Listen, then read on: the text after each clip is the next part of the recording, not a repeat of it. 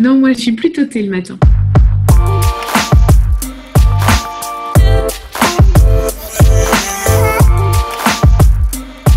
Aujourd'hui, pour les deux structures, donc il y a un site qui a 75 résidents et un autre qui accueille 60 résidents. Au niveau des agents, les deux structures confondues, ça fait à peine une centaine d'agents.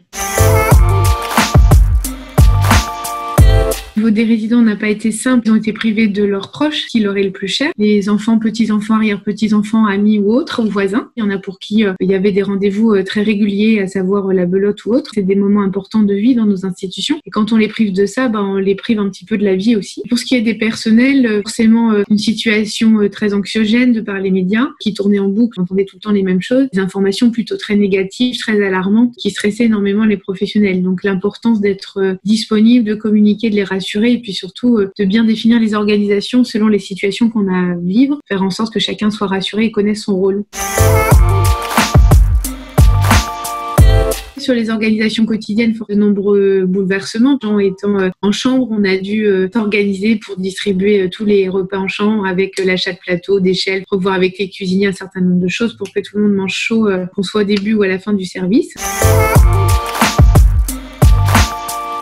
Le fait d'avoir été confiné, ça a rapproché les professionnels et les résidents. On a mis en place des visios avec les familles en installant WhatsApp, Skype, Facebook. Donc, on a énormément d'échanges avec toutes les familles et les proches des résidents par tous ces réseaux. Et puis, les résidents ayant bien pris conscience qu'on a ce réseau, parfois, quand ils sont en activité, ils demandent qu'on filme un petit peu ou qu'on fasse une photo et qu'on le poste à destination de leur famille. Ça nous a permis de les connaître davantage. Je trouve que ça a vraiment créé du lien entre les usagers et les professionnels. Donc, ça, c'est une bonne chose qui perdurera du coup très longtemps.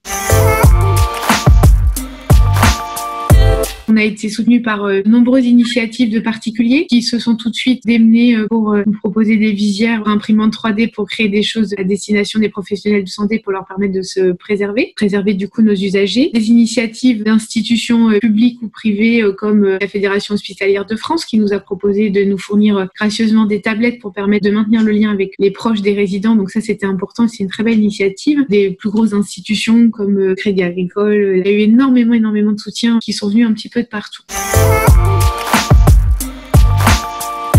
Malheureusement, c'est seulement quand il y a des situations un petit peu catastrophiques qu'on nous met sous le feu des projecteurs, alors qu'au quotidien, il se passe de très belles choses dans nos institutions, avec des beaux moments de vie, avec des professionnels assez exceptionnels, qui se donnent au quotidien, qui donnent de leur cœur. Honnêtement, je ne sais pas, il y a eu énormément de plans sur les EHPAD, tous les gouvernements en ont parlé, les uns derrière les autres. Concrètement, aujourd'hui, rien n'a abouti. Il a encore été annoncé quelque chose de nouveau. On verra quand ce sera concrétisé ce qu'il en sera. Il faut l'espérer. Je pense qu'il faut surtout ne pas décourager les professionnels, les reconnaître dans leurs fonctions, quelles qu'elles soient, que ce soit l'agent, les soignants, l'infirmière, le médecin coordonnateur ou même le directeur. Chacun à notre niveau, on travaille pour le bien-être des usagers.